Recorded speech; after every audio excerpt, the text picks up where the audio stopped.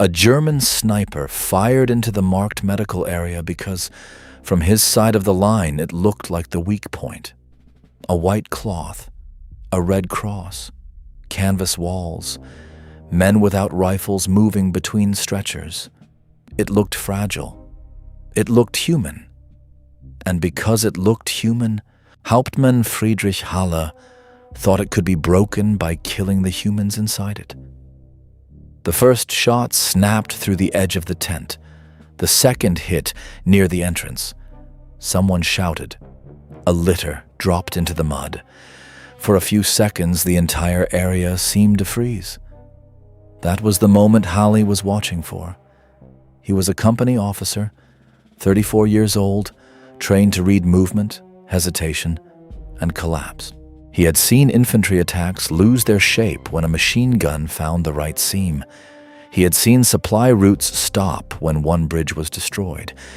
He had seen platoons go quiet when their leader disappeared.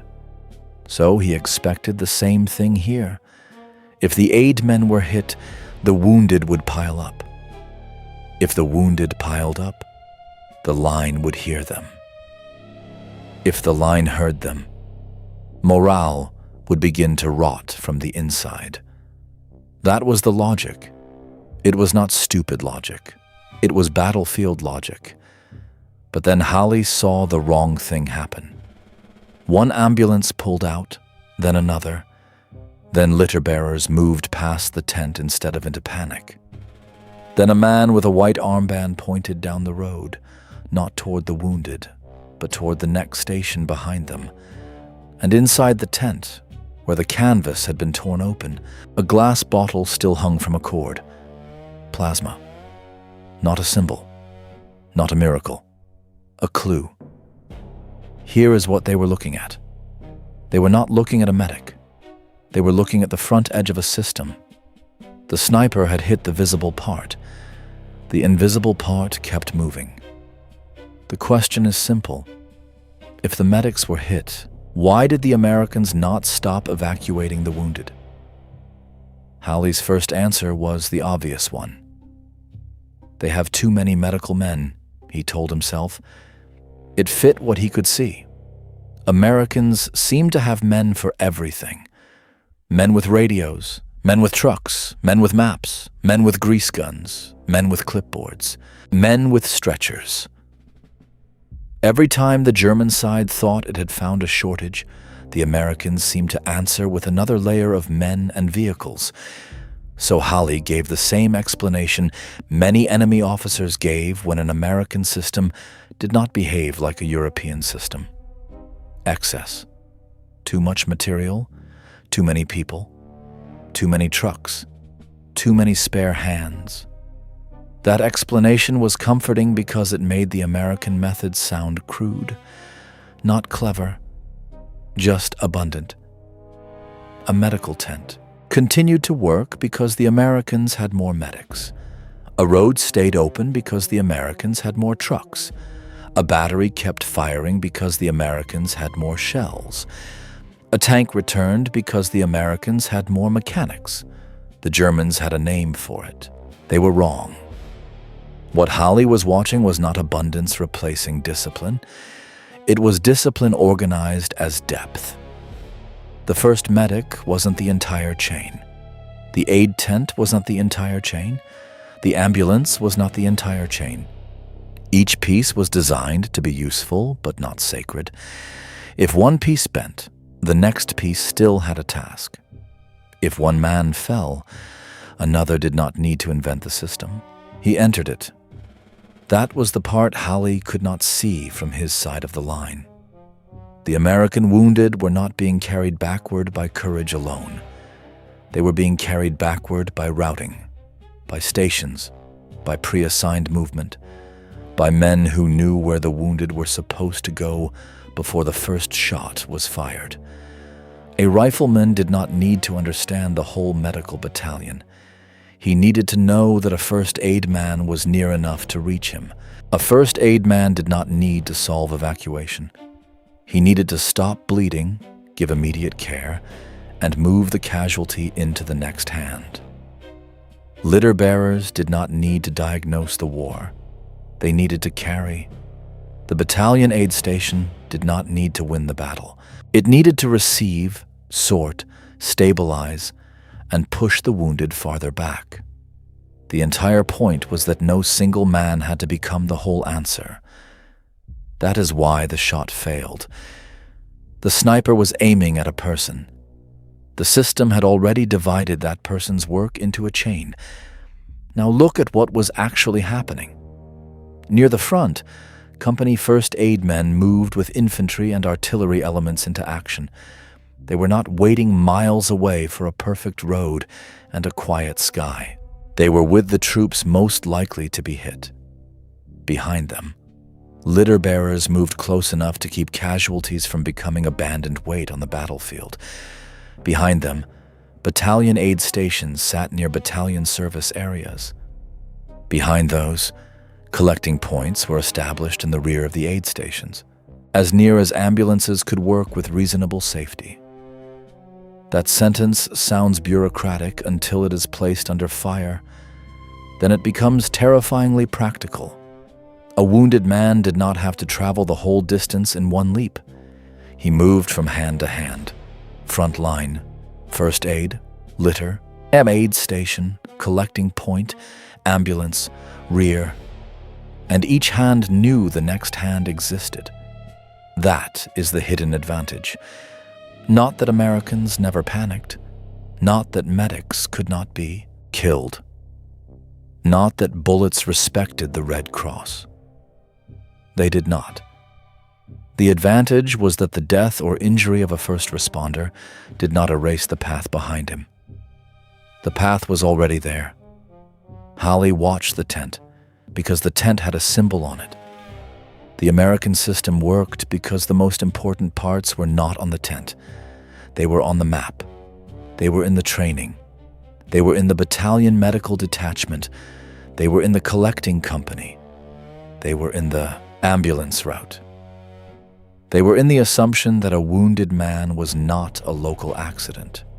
He was a scheduled movement problem. That sounds cold. It was not. It was the coldness that saved warm bodies. The plasma bottle was the first proof.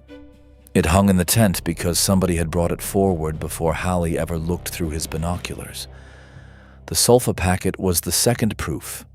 Small, dry, boring, easy to miss. But in a war where infection could turn a survivable wound into a death sentence, the packet meant the system had reached all the way down to the individual level. Care was not only a doctor in the rear, it was an item in a pocket, a bottle in a tent, a litter team on a route, an ambulance waiting where the road was still usable. If you are watching this and you want the real pattern of American power in this war, watch the objects that do not look powerful. The bottle, the packet, the paper tag, the route arrow on a field map. That is where the system shows itself before anyone explains it. Hallie's mistake was understandable. He saw the first layer get hit. He assumed the function had been destroyed. But the American chain did not ask one layer to do every job. It asked every layer to do one job quickly enough that the next layer could begin. The front-line man stopped the bleeding. The litter bearers moved the body. The aid station stabilized and sorted. The collecting point gathered and prepared. The ambulances carried the casualty farther back. The clearing system took over beyond that. And none of this required the wounded man to understand the architecture saving him. That is what made it so hard to read from the enemy's side. A German observer could see a stretcher. He could see a tent. He could see an ambulance. He could see a medic fall. But he could not see the doctrine connecting those things. So he misread motion as improvisation. He saw a litter team move around the damaged tent and thought, desperation. He saw a second ambulance leave and thought, excess. He saw an aid man kneel beside a casualty and thought, individual bravery. Those were not entirely wrong, but they were incomplete. The piece he missed was hiding in plain sight. The American medical system was not built around the fantasy that medical personnel would never be hit. It was built around the reality that they would be. That is why the chain had depth. That is why aid stations were not the final destination. That is why collecting points existed behind them. That is why ambulances were pushed as close as they could safely operate, but not so far forward that one burst of fire could erase the evacuation route. That is why the wounded kept moving. The sniper did not miss. He simply hit the wrong scale of target. And this is where the story stops being about mercy alone. It becomes about combat, power. Because evacuation is not separate from battle. A soldier who believes he will be abandoned fights differently from a soldier who believes the system will come for him. A platoon that watches wounded men disappear into chaos absorbs that chaos. A platoon that watches wounded men move rearward through a known chain receives a different message. Not safety. There was no safety, but structure. Somebody had planned for this. Somebody had expected blood. Somebody had built a route for it. That was the part Hull did not want to accept. The American medical line was not a soft target behind the real war. It was part of the real war. The front kept fighting because the rear kept receiving. The rear kept receiving because the middle kept moving. The middle kept moving because the first layer knew where to send the next casualty. And when the first layer was hit, the second layer did not wait for philosophy. It continued the motion. Read that number again, not as a number of men, but as a number of layers. First aid men, litter bearers, battalion aid station, collecting point, ambulance, rear evacuation. A sniper could fire into one layer. He could not fire into all of them at once. That was the American answer. Not invulnerability, continuity, not one heroic medic. A survival machine in depth.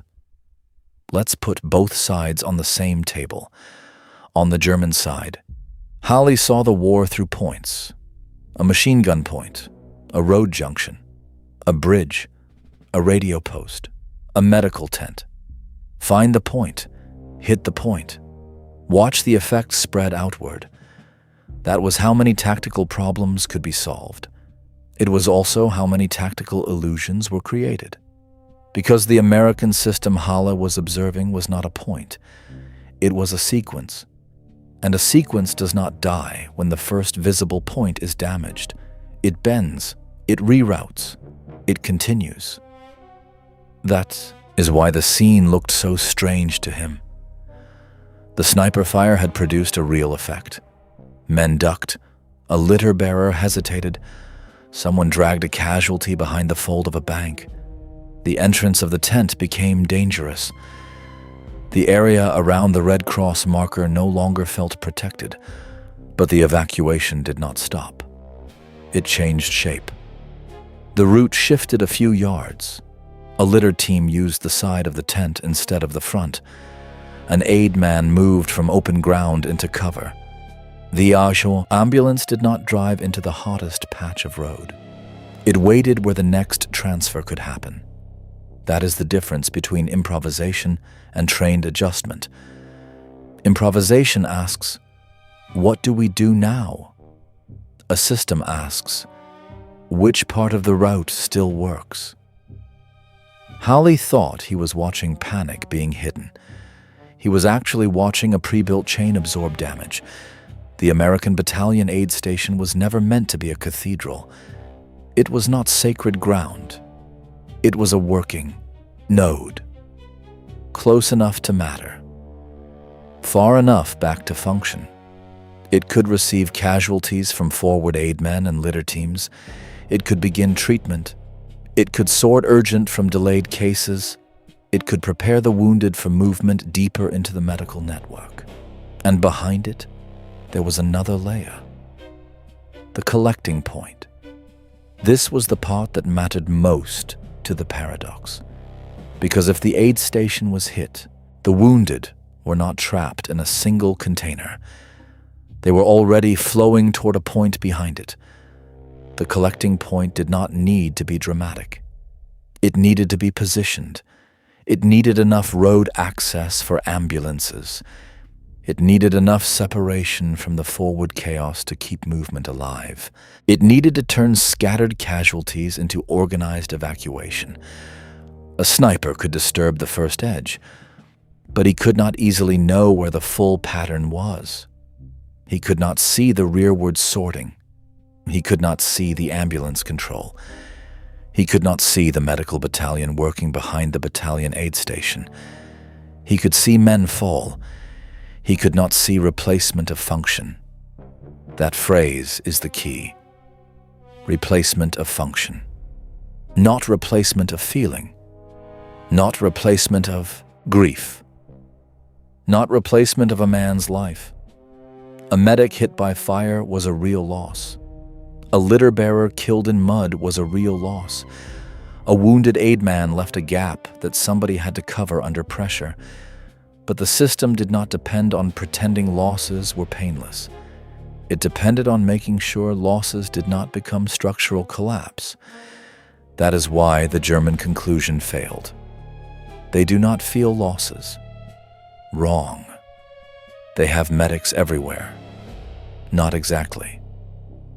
They are improvising. No.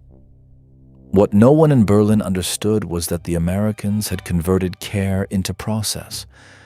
Process sounds bloodless until the battlefield fills with blood.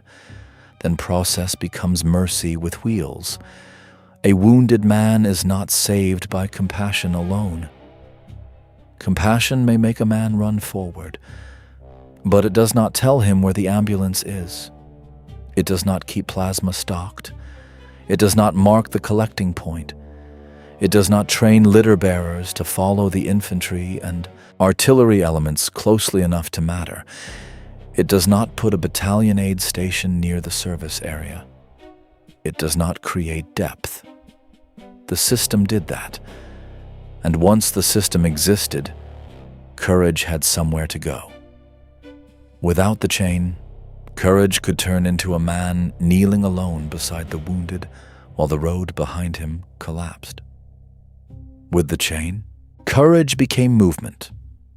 One man treated, 2 men lifted, 1 man tagged, 1 vehicle carried, 1 point received, 1 station pushed the casualty farther back. The battlefield did not become humane. It became less wasteful. That distinction matters. The American medical system did not remove horror from combat. It denied the enemy an easy conversion of wounds into paralysis. That was the military value Halle could feel before he could name it. He had expected cries to stay near the front. Instead, they moved backward. He had expected wounded men to become visible proof that the American line was breaking. Instead, they disappeared into an organized rearward flow. He had expected 1 dead medic to become a rumor. Instead, it became a substitution problem. The next litter moved. The next ambulance loaded. The next station received. There is a cold intelligence in that. The line did not need to believe in miracles. It needed to believe in procedures that had already worked. Every evacuation that succeeded before the sniper fired became evidence inside the minds of the men still fighting. A rifleman saw the litter bearers come before. So when he was hit, he shouted for help instead of assuming abandonment. A squad saw an ambulance pull away before. So when the next man went down, they knew the rear was still connected.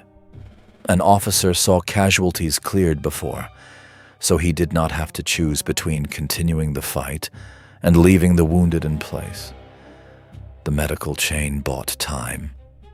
It bought space. It bought confidence. And confidence is combat power when everything else is mud, smoke, and artillery. Holly understood morale as something speeches could raise and losses could destroy. The Americans were showing him another kind of morale, administrative morale. The morale of knowing the next step exists, not because anyone promised it, because the map already had it, because the men had rehearsed it, because the objects were already in place. The plasma bottle, the sulfa packet, the litter, the ambulance, the collecting point, the aid station, the road behind, the road. This was the invisible edge, not the courage of one medic, the multiplication of that courage by organization. Now return to the tent. The sniper's shot has torn the canvas. A man is down. Holly watches through field glasses. For 1 second, he believes the American medical line has become a wound itself. Then a litter team appears at the side. Not the same entrance, not the same path. A side path. They carry one casualty out. Another man follows with a tag. Behind the tent, the ambulance door opens. The driver does not ask what the sniper thinks he has accomplished. The wounded man is loaded. The ambulance pulls back. Dust rises behind it. A second vehicle moves forward to take its place. And Holly sees the truth before he understands it. The system has rhythm. That is the thing he cannot forgive. A man has been shot. The rhythm remains. The rhythm does not mean indifference. It means the system was designed for interruption. That is why this episode cannot be told as a story of one heroic medic under fire. That story is too small. It flatters the eye. The eye wants one figure, a white armband, a bag, a wounded man, a bullet. But the war was often decided by arrangements that did not fit into a heroic frame. Who decided where the aid station should sit? Who assigned litter bearers close enough to follow the fighting? Who placed the collecting point behind the aid station? Who made sure ambulances were not symbolic vehicles but part of a chain? Who stocked plasma forward enough to matter? Who distributed sulfa down to the level where seconds counted? Those questions are not cinematic at first. Then the sniper fires, and suddenly they are the only questions that matter. Because the sniper's bullet tests the system better than any parade could. Under calm conditions, every army claims it can care for its wounded. Under fire, the claim becomes geometry, distance, cover, roads, hands, supplies, stations, priority, movement. That is what the Americans had built. A geometry of survival. Holly's false explanation survives for another few minutes. He still wants the answer to be material excess. Too many men, too many trucks, too many supplies. But the longer he watches, the less that explanation fits. Excess would crowd the road. This does not crowd. It sequences. Excess would create confusion. This creates flow. Excess would throw men randomly at the wound. This moves casualties through known stages. The Americans are not simply spending men. They are reducing the number of decisions each man has to make under fire. That is one of the quietest forms of military superiority. The fewer decisions required in panic, the more useful a frightened man can become. A litter bearer does not have to design a hospital. He carries to the next point. An ambulance driver does not have to solve the front. He drives the route. An aid station does not have to guess what comes next. It stabilizes and pushes back. A collecting point does not have to win the battle. It keeps the evacuation stream from becoming a pile. Each task is narrow. Together, the tasks are deep. And depth is what the sniper cannot kill. This is where Holly's face changes. Not from pity, not from admiration, from professional discomfort. Because he realizes the target he chose was real, but insufficient. He has not missed the medic. He has missed the meaning of the medic. The medic was the visible promise. The system was the actual guarantee, and the guarantee was not moral language. It was operational design. The Americans had made a wounded body into a moving problem. That sounds brutal. It was less brutal than leaving him still. The body had to move because the line had to fight. The line could fight because the body would move. That is the loop. A casualty evacuated quickly is not only a life saved, it is a rifle squad not frozen around a screaming man. It is a platoon leader not bleeding time on a problem the rear can solve. It is a company not turning a local wound into a tactical crisis. It is an entire front told silently that being hit does not mean being abandoned. That message traveled faster than orders. The men did not need a speech. They watched the ambulances. They watched the stretchers.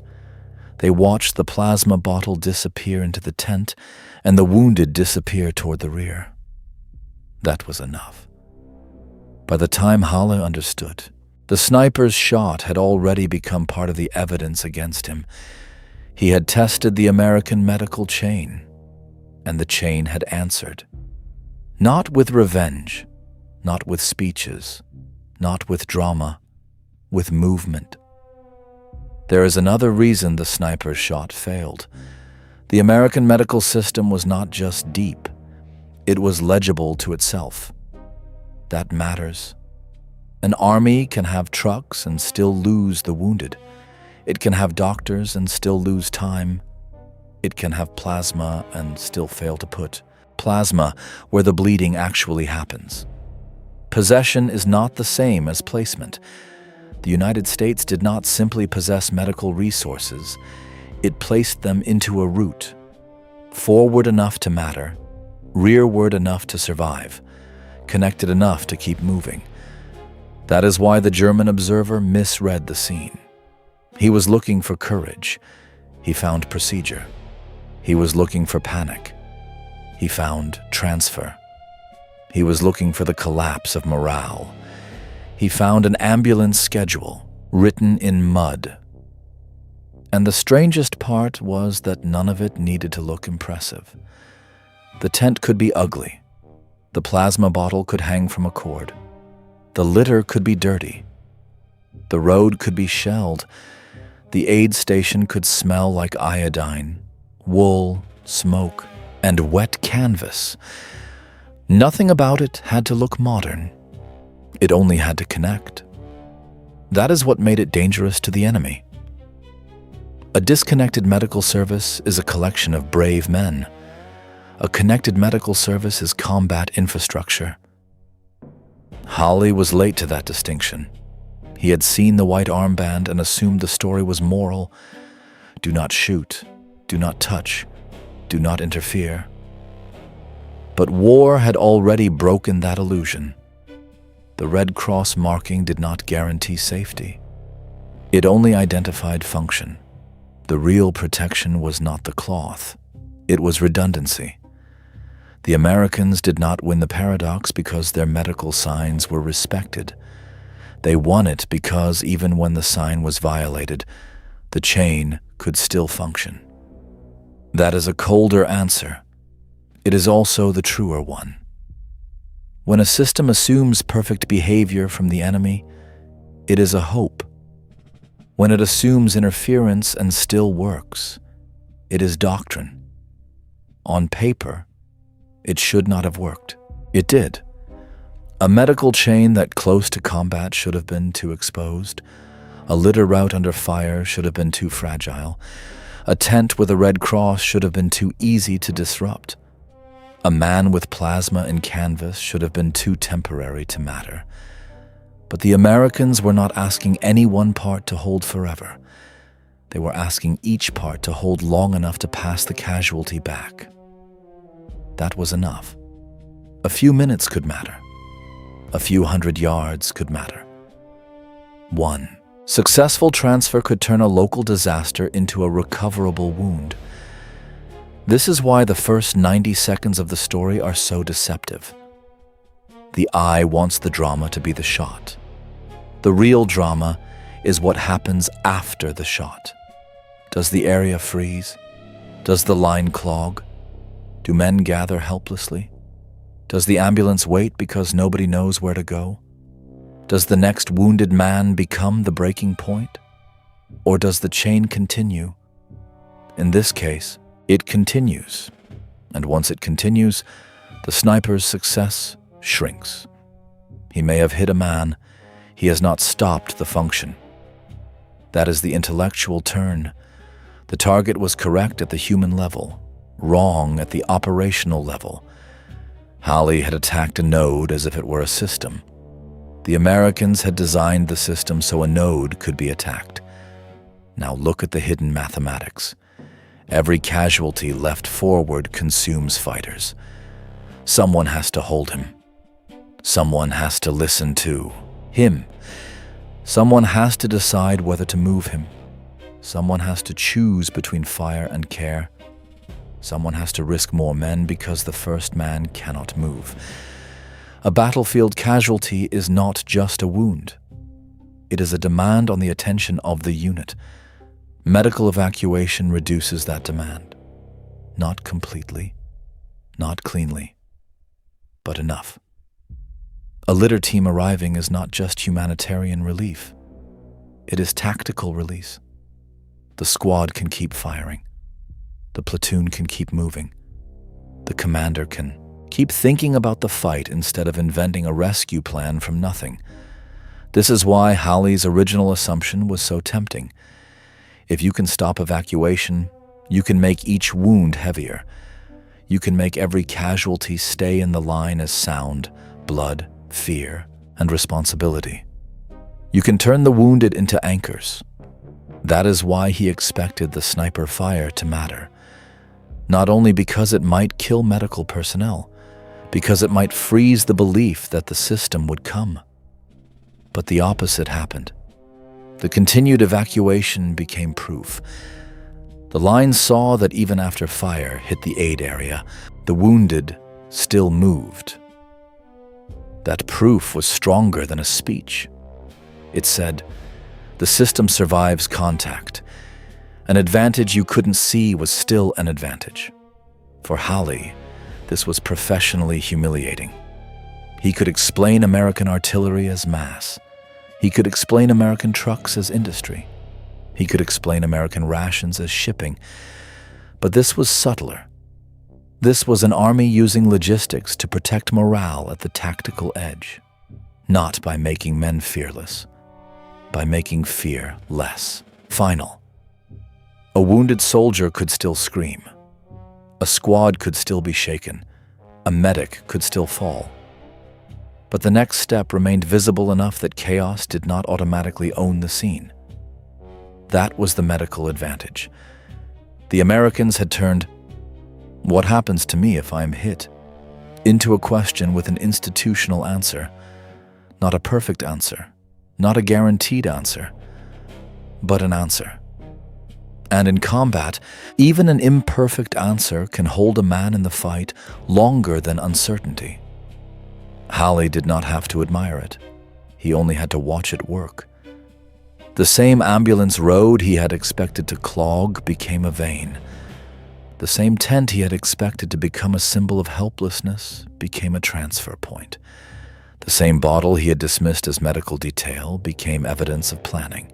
Plasma forward, sulfa distributed, litter bearers assigned, aid station positioned, collecting point behind. Ido. Ambulances connected to the rear. No single piece explains the effect. Together, they do.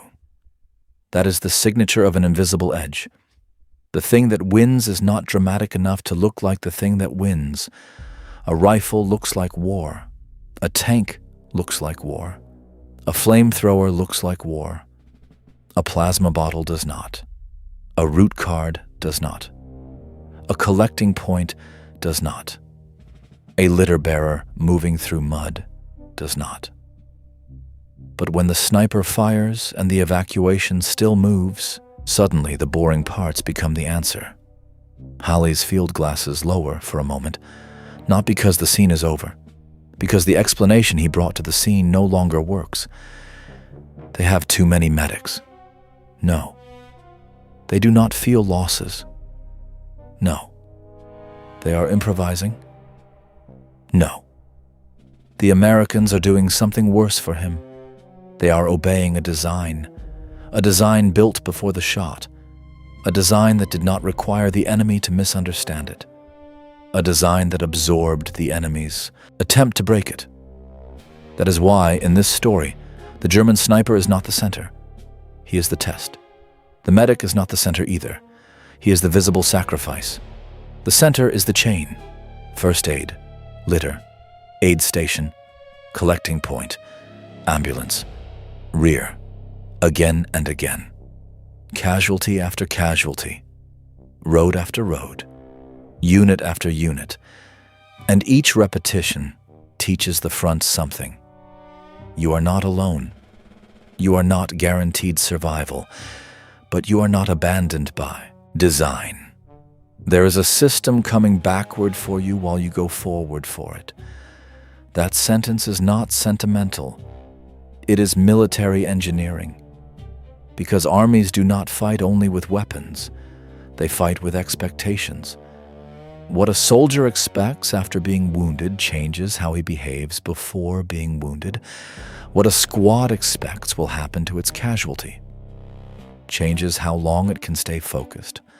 What a commander expects the rear can handle changes how quickly he can return to the tactical problem. The American medical chain shaped those expectations. That is why attacking the first visible medical layer could fail so completely. It did not mean nothing happened. It meant the event did not produce the collapse Halley expected. The casualty stream did not stop. The wounded did not remain in front of him as evidence. The ambulance line did not vanish. The aid station did not become the end. Behind it, the collecting point waited. Behind that, the rear waited. Behind that, a larger medical department had already built the next piece of the road. A sniper bullet travels in a straight line. The system did not. It had depth. It had branches. It had fallback. It had hands waiting behind hands. And for the German officer across the line, that was the true shock. He had aimed his understanding at a man. The Americans had hidden the answer in organization. Now return one final time to the plasma bottle. It is not cinematic in the usual way. It does not charge a hill. It does not shout. It does not take revenge. It hangs quietly while men shout around it. But in that quiet object is the entire story. Someone procured it. Someone transported it. Someone stored it. Someone knew where it should be. Someone moved it, close enough to the wound. Someone placed it where a medic could use it. Someone connected that tent to a road. Someone connected that road to an ambulance. Someone connected that ambulance to a collecting point. Someone connected that point to the rear. That is not improvisation. That is civilization under fire. And it is one of the reasons the American line could absorb wounds without turning every wound into paralysis. The German shot entered the canvas. The system answered from behind the canvas. Not instantly everywhere, not perfectly, not without loss, but with enough continuity to deny the enemy the result he wanted. That is the final distinction. The sniper wanted a tactical kill to become an operational interruption. The Americans turned it back into a tactical loss. Painful, local, real, but not decisive. That is how systems win wars invisibly. They take events that should spread and keep them contained. They take fear that should multiply and routed through procedure. They take men who should vanish into chaos and move them, step by step, into hands that were waiting. By the time Holly understands this, the ambulance is already gone. The dust is settling. The torn tent is still standing. The litter bearers are moving again.